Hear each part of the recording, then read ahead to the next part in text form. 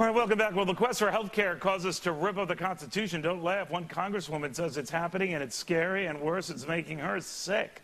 Republican Marsha Blackburn says the president's plan is doomed to fail. Why so convinced of that, Congresswoman? Well, we have seen this played out in the state of Tennessee with the test case for public option health care, a program called TennCare that was put in place in 1994. It was to be about a $2 billion program. 10 years later, it's $8 billion. It is over 33% of the state's budget. We had a 4-year fight to put a state income tax in place to try to pay for this. And there you go. You just see the thing grow out of control. Our current governor has, this weekend, he was quoted as saying that Obamacare would be the mother of all federal mandates. And so, you know, Neil, we in Tennessee have been through this. We have seen what public option health care does, how it restricts access, how it limits the ability of those that are on the plan to get the medical care they need, how you see those who are just uninsured move onto that plan, and those that have private insurance moving onto the plan. And we also have seen how it has driven up the cost of private insurance. But do you worry, though, Congresswoman, that do you worry that the Republican Party risks personalizing this, sensing a weakness in a president whose poll ratings are dropping, to pounce on what Senator Mint said, that this is sort of like you all's collective Waterloo for the president, and that he could be in big trouble? Because that elicited this response today from the president. Have a look. Just the other day, Republican senator said, and I'm quoting him now, "If we're able to stop Obama on this, it will be his Waterloo. It will break him." Think about that. This isn't about me. This isn't about politics. This is about a healthcare system that is breaking America's families, breaking America's businesses, and breaking America's economy.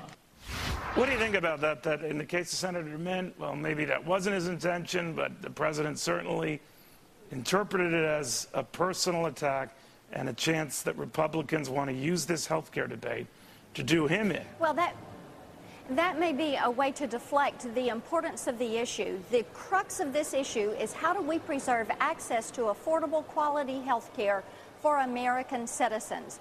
And well, we do you know agree, that the bill before us is going to Congresswoman, drive that this is his Waterloo moment? I don't know if it is his Waterloo moment or not. You've got cap and trade, you've got the omnibus, you've got the stimulus, you have a budget that is $3.6 trillion, all of those key votes. And I think for many individual constituents across this country, they are going to be key votes, different ones of those. Do you think we need to fix health care? Do you think we need to fix health care?